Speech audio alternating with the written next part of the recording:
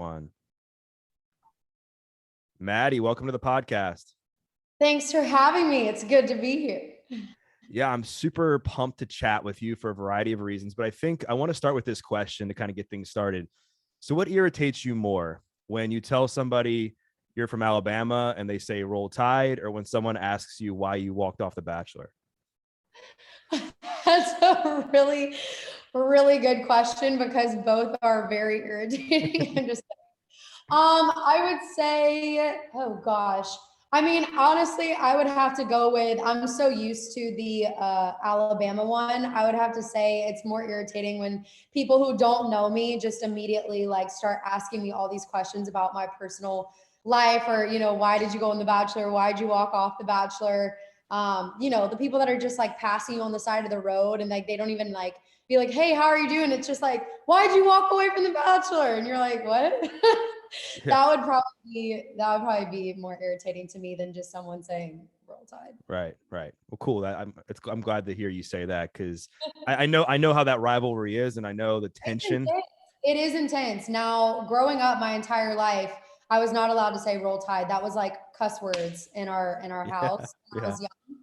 So we were not allowed to say that. It was a very big deal. Yeah. No, I understand. As I was saying before I hit the record button, that I have clients that are just diehard Auburn fans, and I'm not allowed to bring up Alabama. Or when I talked about going to speak to the Clemson football team, it was almost like I got like no praise, and I was like, all right, fair, I won't bring it up. Um, but with that said, I want to get into your story a little bit so people can understand like why you ended up walking off The Bachelor in a more, I guess, indirect way. And I guess a good place for us to start is, I know your relationship with Jesus and your faith in God is the foundation of everything you believe in, everything that you're going after in your life. And I know you grew up in a household that emulated that, but there's a lot of people that do. And I think for some, what happens is it just becomes who they are just because they think that's what they should do because of their family.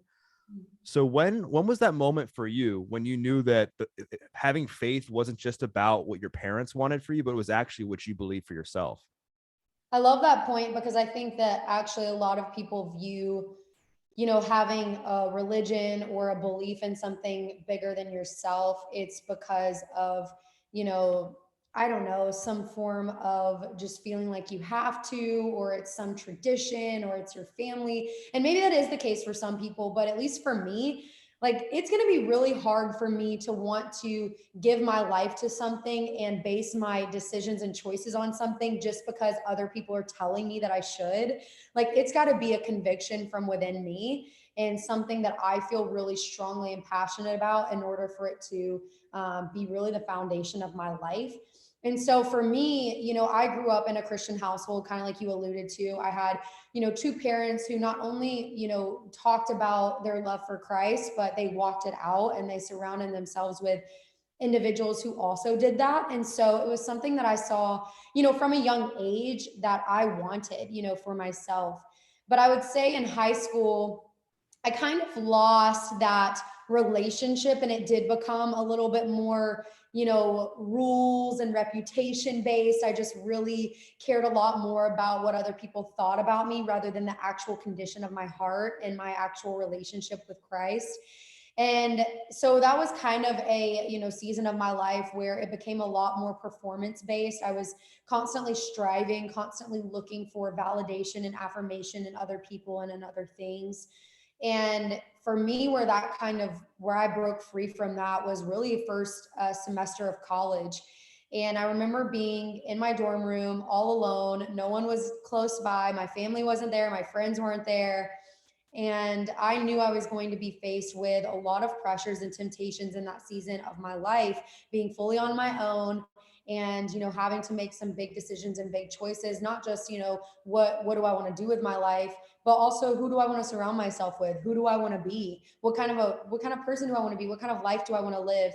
And I knew I was going to have the freedom to make those choices for myself in that season of my life. And so I wanted to make them with conviction and I wanted to make them with purpose rather than just going off of the pressures around me or, off of the feelings in the moment. And so that day in my dorm room, I made a decision to go all in with Jesus, and it not be just, oh, it's my parents' religion, or it's, this thing that I've been told that I should do because I'm in the South. It's actually something that I really want to try for myself, and I want to see what happens. Mm. And so I went all in. I started serving at my church, joined like a small group of people, and just put myself in a community of other individuals who believed like me and were trying to live this life like I was trying to go after and live. And really, that just changed everything for me. And it was in that season where I discovered, who I was, what I believed, what my purpose was. And when I really was able to kind of lay that foundation and then start building on that. So that was kind of the transformational moment for me, where it was no longer other people's religion, but really my own personal decision, choice, and relationship that I began to pursue. Mm. That's so amazing and super inspirational that you were able to make that decision on your own at a time that I think is so pivotal for many people in those years. And I kind of want to dive into that a little bit more, because you hear a lot about the forbidden fruit syndrome, where you have kids that are in the home that, there's strict rules, or maybe they're in a religious setting where they're not allowed to do certain things. And then once they are opened up to this whole new world where they go off to college, it becomes like a kid in the candy store, where they're like, oh my gosh, I can have all these treats that I never had before, whether it be drugs, alcohol, sex, whatever. And I know for you, um, a pivotal thing was your relationship with Jesus, but there's a lot of people that maybe are listening to this, or that'll see this on YouTube, that don't have that strong rooted foundation in their faith yet, or maybe won't. So with that said, were there any other things that you found, like different things you would do or tell yourself in the moments where you felt tempted to go out and party, or go out and do things that weren't aligned with yourself, that helped you get through those times? Yeah, I love that question, because I do think that a lot of people are like, okay, that's fine. That makes sense for you, Maddie. Like maybe because you grew up in this family, or you grew up, in the South, where, religion or faith was a big part of culture. And I do think, of course, that does play a role. But I think wherever you are in your life, no matter how you were raised, no matter what you're faced with today, like you can make a choice and a decision for yourself, for the kind of life that you ultimately want, and the kind of life that you want to live, and the kind of person that you want to be. And I think you just have to ask yourself those questions and then be honest with yourself. And for me, that's what it took. Even though I was raised a certain way, and I did have, honestly, in the South, I feel like it is even a little bit harder, because a lot of people are religious, but it's a lot more kind of what I was saying for me, what that high school, moment was like, of just like, it's more, reputation based and rules based, where, you do this or you look this way, therefore you are this, but it has nothing to do with an actual relationship and conviction. And so for me, it was honestly hard to kind of shake free from that and really figure it out for myself. And so I encourage, anyone who may be listening to this or watching this, um, no matter where you find yourself, no matter what you've done, what you've been through, you can make a decision for yourself right here and right now, that you were made for this moment right here, right now, not for the moments of yesterday, not for the moments of tomorrow, but whatever moment you're in right now, like you can make choices for yourself and decide the kind of life that you want to live. And so for me, that was that moment in college. And of course, I think along the way, after I made that decision, there was a lot that I learned. Like it doesn't just all like come to you right there in that moment and just becomes easy by any means. There were still, and there still are today, like pressures and temptations that I face, where sometimes I don't get it right. And then sometimes where I do, but it's really, really hard. And so I totally get it. And I'm not immune to those things just because I made that decision years ago. And I think one thing that has really helped me, and one thing that I talk about in my book, is the power of pre-deciding. Really outside of the heat of the moment is when you're making those decisions and deciding, what do I value most? What kind of a person do I want to be? Who am I? What do I really believe? And when you have that foundation and you're confident in that, and each day you're investing in that and you're building on that foundation, it makes it so much easier when you are in moments of pressure to stay true to that. Whereas I feel like what happens so often is we see so many people, and I've done this, so this is not me, judging by any means, but I think we see so often people put themselves in environments of pressure, just hoping they have what it takes to stand firm and, stay true to, who they hope to be or who their parents are. But the truth is, if we aren't so solid in our foundation outside of the moments of pressure, it's going to be impossible to stand firm in the moments of pressure. And so that's what I try and talk about a lot in my book is we actually have the power, in the everyday small moments when the pressure isn't there, and in the private time, in the hidden moments when no one's around, to really ask ourselves those questions. What do I value most? Not what do I value in the heat of the moment or what is everybody else doing, but what do I value most? What kind of a person do I want to be? What kind of life do I want to live? What do I believe? And then really in that moment deciding and then presenting yourself with some scenarios. Okay, I know because this is the kind of person that I want to be and this is the kind of life I want to live. This might be presented to me. I might be in these moments of pressure. I might be faced with this. What am I going to do in those moments? And then pre-deciding. And I think we can look at, some of the greatest people of all time, like some of the greatest athletes, some of the greatest artists, all these different people groups and people that have made a huge, drop in the bucket and impact on this world. And those kinds of people practice, they pre-decide, they, warm up, they do whatever it takes so that in the moments of pressure, when all eyes are on them, they already know who they are and what they're going to do. And I think that stands true to us. And so that's an encouragement that I have to those. And that's what's helped me is when people say, how are you able with all eyes on you? How are you able to stand firm and stay true to yourself? And I'm able to say, of course, yes, my belief in Jesus and him giving me that strength, but there's also a responsibility that we have. And for me, that looked like really stewarding well those everyday moments and everyday decisions, those private life battles, battling and fighting for my identity, fighting for my purpose, making the hard choices when no one was around, laying that solid foundation and building on that. Like that's what really set me up for success and gave me the ability to stay true to myself in those moments of pressure. Yeah. And I love what you said in the book, and I'm going to butcher this, but it's something along the lines of when pressure hits, what's inside of you will be displayed on the outside or something like that. Like I like to frame it as like your external world is a reflects how you feel about yourself internally. So if you feel like crap about yourself, your relationships will probably be crappy. The way you take care of yourself, the way you feel about your job and everything else. But if you really are feel true about yourself and you feel great about who you are as a person, your relationship with God, your relationship with your faith, your relationship with the universe, whatever you believe in, like then you have like this guide to help you go through these other areas of your life, and you're able to decide because you feel so good about yourself, like what's for you and what's not for you.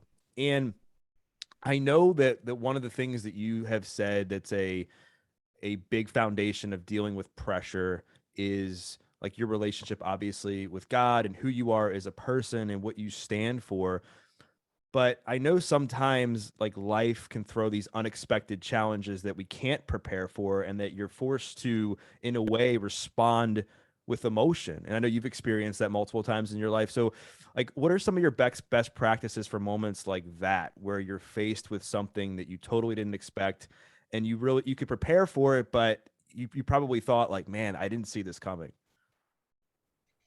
So I love that question because that is the reality of life, right? Like Right. there's so many, we present ourselves with so many scenarios, but there's going to be moments that make us, break us, challenge us, change us, that are going to attempt to in some way, shape or form, pressure us. And it is hard sometimes to, I guess, to be fully prepared. And here's what I would say to that, even to kind of correlate it to, fitness or sports, is in a way, how we prepare for the big game. We may not know the exact play, like we can study film, but we may not know the exact plays that the other team's going to run. We may not know exactly, who's going to be the lead scorer of that night, or, what that game is going to look like. But we can do our part in preparing beforehand by making sure we're ready, by making sure we're in shape, by scouting out the other team, by making sure we have our plays down. And so I say that to say, when it comes to life, even though we may not know the exact scenario, we may not know know exactly what's going to, knock at us, or moments that, try and challenge us or cause us to compromise who we are, what we believe. What we can have control over and how we can be prepared is, the moments long before, when we are practicing, when we are preparing, when we are investing in ourselves, and getting ready for whatever moments may come. Because yeah, there's going to be some scenarios we can't prepare for, and some scenarios we have no idea that are going to come.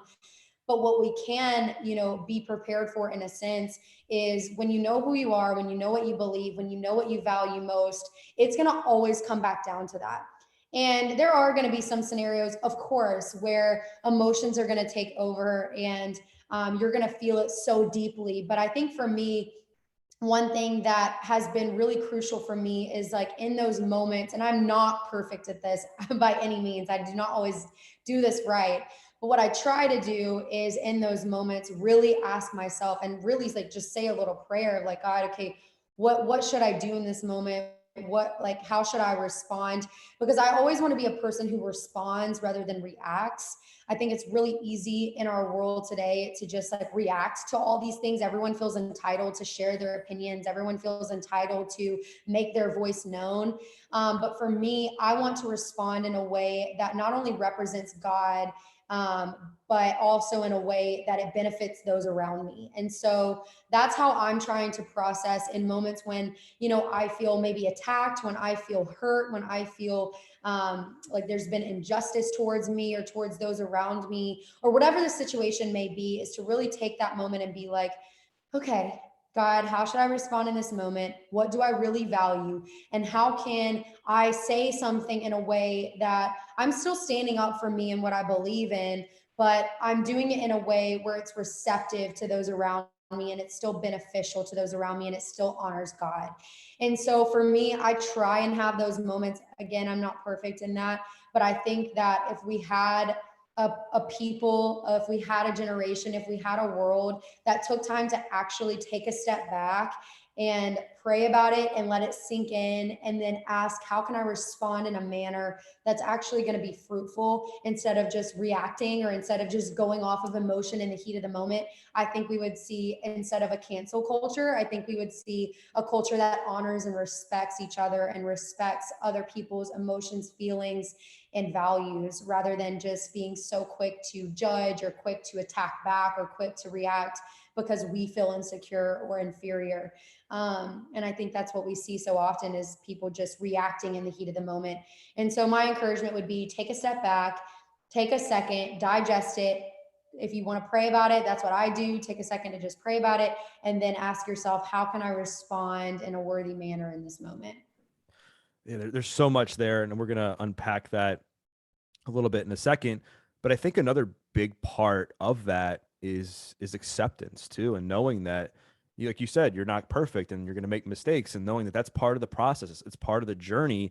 And you have two choices when you experience failure. You can look at it as something that is there to weigh you down and say, "Oh my gosh, this is going to, define me for the rest of my life." Or you can look at it and say, like, "Wow, like, what did I learn in this situation about myself? How can I use this as a tool for growth, not only to help myself, but maybe like to help a friend, to help a loved one, to help, somebody on social media, whatever that is." And people need to remember, like, if you've never failed, it means that you've never tried. If you never tried, it means you never took a chance. If you ever took a chance, it means you didn't believe in yourself. And if you didn't believe in yourself, you didn't have any faith. And I think that's the important thing to remember, is having faith in yourself and believing in yourself. And I always tell people this when they're afraid of taking a chance, whether it's like the simple example is somebody who's looking to ask somebody out. I'm like, would you rather be rejected by them, but also know that you took a chance and believed in yourself to ask that person out? Or would you rather reject yourself from the beginning because you don't believe in yourself enough to ask that person out? Right. And I think when people can shift their perspective and look at it that way, like, game over, things change. And another thing, which is going to lead me into my next thing I want to talk to you about, that you do when you're able to move through these tough situations, is you work that courage muscle, right? Like, I know you believe, and I believe in the importance of working these non-physical muscles. And you started off your book with a quote from Bethany Hamilton, and it said something like this. It was like, courage doesn't mean you don't get afraid. Courage means you don't let fear stop you. So why was that quote so important to you? And what was one moment where you really had to be courageous, and overcome a fear that didn't involve The Bachelor? So I love that quote. It's one of my favorite quotes, and I think it stands out to me because so many people never step into the fullness of what God has for them. They never step into the fullness of what life has for them because they're so afraid of failure, they're so afraid of the unknown, and they're so afraid of what other people think. And I think we're seeing so many people, just settle for safe and settle for mediocrity or settle for what everyone else is doing because they're being led by fear. They're being led by that spirit of fear. And for me, it really took a lot to confront that spirit of fear that I felt like was really directing a lot of my choices, really causing me to come from this place of lack and from this place of feeling like, okay, I constantly need to latch on to other people and other things, hoping that they will complete me, hoping that they will give me satisfaction, hopefully, hoping that they will give me fulfillment and purpose. And I was, and because of that, I was constantly afraid, like, what if they reject me? What if they don't accept me? What if I don't belong? All of these what ifs, all of the fear of the what ifs. And I think I see so many people around me, and I can pick up on it because I struggle and have struggled with it in the past. And so for me, I was coming from a place of writing that from a place of I get it. And really, that's like most of my book is coming from a place of I get it. It's not like I'm perfect, I have it figured out, but rather I get it. And this is something that, I've had to learn through the process. And so when I talk about courage, I talk about courage coming in many forms. Sometimes courage means speaking up, but sometimes it's being silent. Sometimes it's standing up for what you believe in. Sometimes it's surrendering and just trusting that God's in control.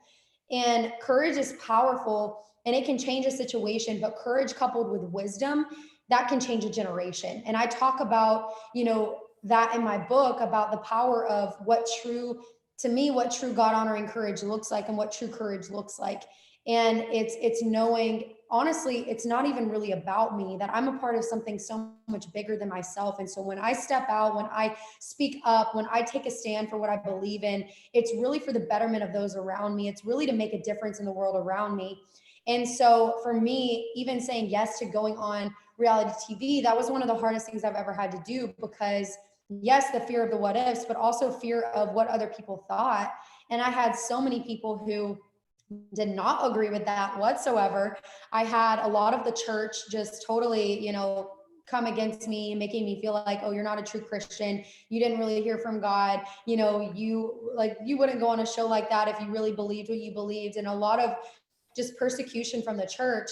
But I also had a lot of opinions from people who weren't believers and who weren't followers of Jesus, and a lot of, other parts of the world who did not agree with my decision to go on the show either. So I felt this weird tension in between, of really being attacked from both sides.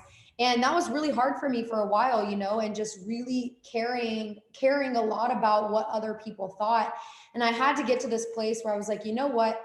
I have to give an account for my life. And at the end of the day, that's what matters. I have to give an account for my decisions, my life, my words, my actions. And that's what matters. And so I'm going to choose to walk in the fullness of what I feel like God has for me and in the purpose for which He's, prepared for me, rather than be so concerned about what other people think about me. And I think so many people never get to that point because they're so afraid and they're so bound by that fear. And so I wanted to write in my book, I wanted to, share my story, but also give practical steps and tools of what it looks like to be able to break free of that fear and to be able to step into courage. And that doesn't mean that we totally neglect the feelings of fear. Like I have feelings of fear still to this day, all the time. And it's not me saying, oh, they're not there and I'm running from them, but rather saying, no, they're actually there, but I'm just not going to let those feelings of fear stop me from what God has for me. Mm. So well said. And man, the Christian community can be so judgy sometimes. And I've had issues with this too, because I feel that the reason, like, people don't hate Jesus, people don't like Christians. And I think that becomes the problem where the people who, and I mean, trust me, I'm a Christian. I believe in Jesus. I have many friends that are Christians, but this is one of my things is that if you're going to take the stand of being part of an establishment that doesn't judge others, then you shouldn't judge others when maybe it's something you don't agree with, or maybe it's something you share a different opinion with, because otherwise, like, that's what turns people away. And I don't want to go off on this tangent, but I figure this is a good opportunity to bring it up. I don't know if you're familiar with Pastor Tony Evans, but Yeah. I had him on the podcast, him and his son Anthony, recently, and I asked him, like, how do we create the bridge? Because right now there's this divide between Christians and non-Christians, and he said something that was so profound to me, and it was something like this. He said, we got to create that bridge.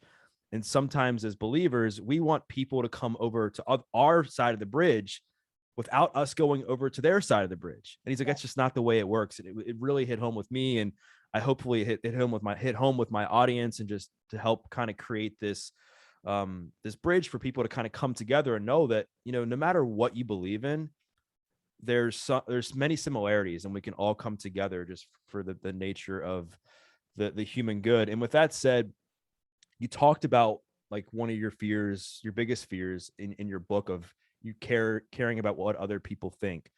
Like, looking back now on your experience with The Bachelor, do you think that part of your purpose for going on that show was so that God could expose this fear of yours for you in the biggest way possible, of how you put yourself out there, for you to be able to not only overcome that, but use that experience to help other people?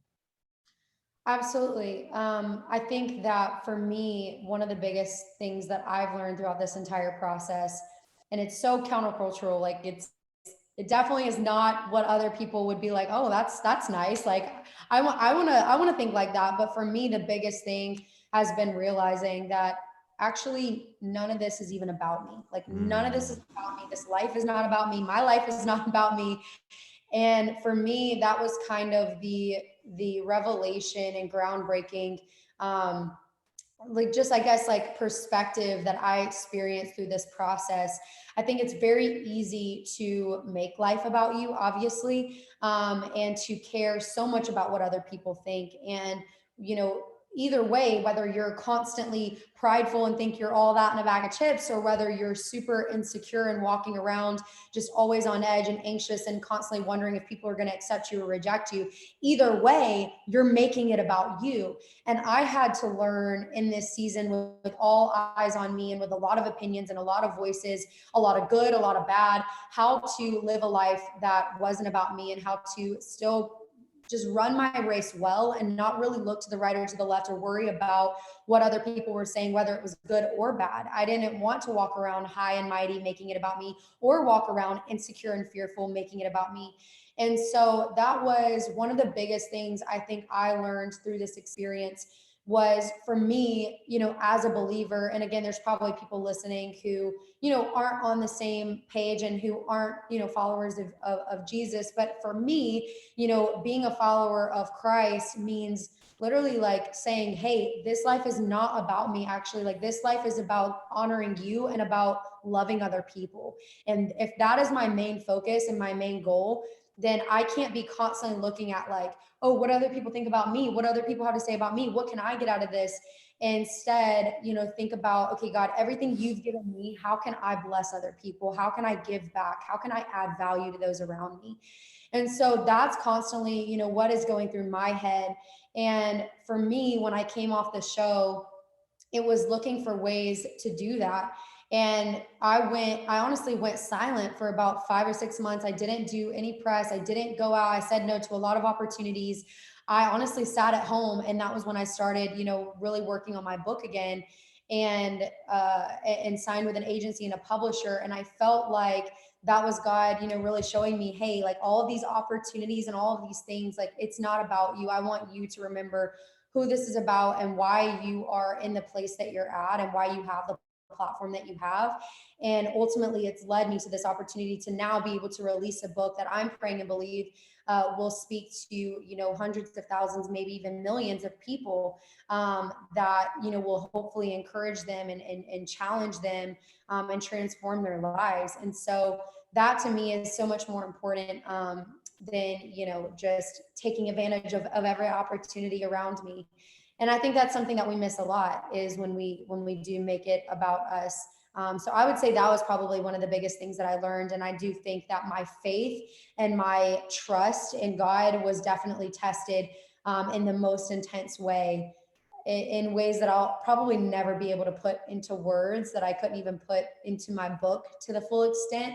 But it was definitely tested, and just having to trust, like, okay, God, I feel like you have called me to this. So you're going to sustain me through it. You're going to give me what I need through it, and give me the strength, grace, and courage that I need to stay true to myself and stand firm in what I believe. Mm. So well said. And you included one of my favorite Bible verses in your book, and it's Genesis 50:20 that kind of encapsulates some of what you just said. And it says, "You intended to harm me, but God intended it all for good. He brought me to this position so I could save the lives of many people." And whether you're a Christian or not, I think, especially if you're in the personal development space, you can relate to this idea of purpose in the pain, and Yeah. knowing that even though you're a little bit in despair, you're not happy with where you are or what you did in the past, like it's being used for the greater good, right? And I think that's an important idea to kind of stand on. And so, with that said, like a lot of people, when they get out of the madness, it's easier, I think, to look back and see, like, wow, there was some meaning in this and what I went through. And I'm so happy that I went through it. But like when you're in the thick of it, it can be really, really challenging for a lot of people. And it actually can have people turn their back on God or have their people go back into more comforting situations. So what have been some of your best practices when you're in the thick of the adversity, when you're in the thick of the unknown, to be able to maintain your faith and know that there's purpose in what you're going through? That is an amazing question. I think that, and I don't mean to sound redundant, but I do think that for me, it's really always going to go back to, who I believe that I am. I think we make so many decisions, and you even said this kind of earlier when we were talking. We make so many decisions from a place of who we believe that we are. And if we believe in ourselves, then we're not walking around, hoping other people will believe in us or accept us, because we're already so secure in who we are. And for me, it's going to always come back to that place of who do I believe that I am? And for me personally, because I believe in something bigger than myself, it's rather the question of who do I believe that God is, and who do I believe, Mm, that I am in Him. And so knowing that I already am coming from this place of belonging, knowing that I already have that security and that foundation, and knowing who God says that I am, that gives me a confidence. So no matter what I face, no matter what's said about me, no matter what adversity is going on around me, like I have that security that's unshakable, that's unbreakable. And so for me, when I've been in situations when I've had probably the worst things that anyone could ever say to someone being said to me, I have been able to stay so rooted and grounded and not lose that confidence and not lose that faith, because I know who I belong to, and I know where my security comes from. I know where my identity comes from. And so I'm not so desperately clinging to the words and the accusations and the things of other people or in my circumstances. And I've had, if I was just basing my confidence on my circumstances, I my confidence would be like a roller coaster, just up and down, never consistent, never constant. Because our lives are just, they're always going to be highs and lows, right? Like it's always going to be inconsistent, because there's so much we can't control. There's so much we can't predict, because it involves other people. It involves other things. And so for me, it really comes down to like remaining true to who I am, remembering who I am. And so in moments of pressure, in moments of adversity, going back to that place. I think also going back to the place of, why am I here and what do I believe? And remembering that it is not about me, that it is about something bigger than me, I think always puts things into perspective for me. And then the third thing I think has been really helpful, is just making sure I'm surrounded by godly people, or making sure I'm surrounded by life-giving people, mm, making sure I'm around people who are, constantly reminding me of who I am and that are pushing me to be better. Not people that are just like, oh, sweetie, I'll pray for you, but people that will actually come alongside of me and walk through the fire with me, that'll, be on the mountaintops with me, being able to celebrate me, but also being able to help me when I'm at my lowest. And so for me, I think those would be the three things: is identity, remembering my why, purpose, and then the third is surrounding myself with good people. I think is so important. I think, you kind of even alluded to this earlier, but who you are is what you're going to attract. And so it is really important for you to know who you are and for you to invest in yourself well, because that is going to be what you attract around you. But also realizing that what you're around is going to affect who you are. And so your environment plays a role on, your identity, and plays a role in who you're becoming. And so it is really important to take a look at your surroundings and make sure that you're surrounding yourself with people that are going after what you're going after, and that are on the same path and track of, who you're trying to become. Right. Absolutely. And um, when I was like in the process of writing Faith, Family, and Fitness, which I wrote a couple, it's been like what? I don't remember, like 5, 6 years ago, I think at this point. I was talking to a pastor, I think it was like right before I wrote it. And he said, he was talking about the roller coaster analogy of life, and that there's so many people that will hold on to the bar in front of the roller coaster, that in the seat that they're in, just hold on for dear life, screaming, like fearful, like constantly like going up and down with their emotions, um, throughout that ride. And then there's the people that can put their hands up, just know that God has their back, and they're smiling and laughing all along the way, because they know that the ride is eventually going to get them back to safety, as long as they keep believing. Right. And it was such a good I love like analogies, because sometimes like when people will like spit scripture at me, I'm like lost, because it's just, as much as I enjoy it, I need like a logical analogy for how it can apply it directly to my life for me to be able to best understand it. And with that said, like as like the last question I kind of want to get into kind of is the question that I think people struggle with the most, that I think can help in every single area pretty much that we've talked about, whether it's caring about what other people think, whether it's the adversity, overcoming adversity, whether it's dealing with pressure, whatever it is this idea of, am I enough? And so many times people get so beaten down after a breakup, or they lose a job, or somebody says something to them on social media that has them so down in the dumps that they can't get out of it. So I know that you being rooted obviously in your relationship with the creator, and who you are is a staple for you when it comes to this. But I know you like to work out. I know you like to challenge yourself. So what are some other things that you do or have done on a regular basis to help get you back to a place where you're feeling your best? Yeah, I love that, because I do think that we can have a moment of, realizing, oh, this is who I am, but it is very easy sometimes for that to get blurred, or for that to be kind of, I guess, overlooked or lost when, we're so busy, one, looking at other people, giving into comparison, looking at what other people have, or we just lack the discipline of really making that choice of choosing to be confident and fighting for our identity. And I think for me, yes, I have had that moment of, this is who I am, this is who God says I am.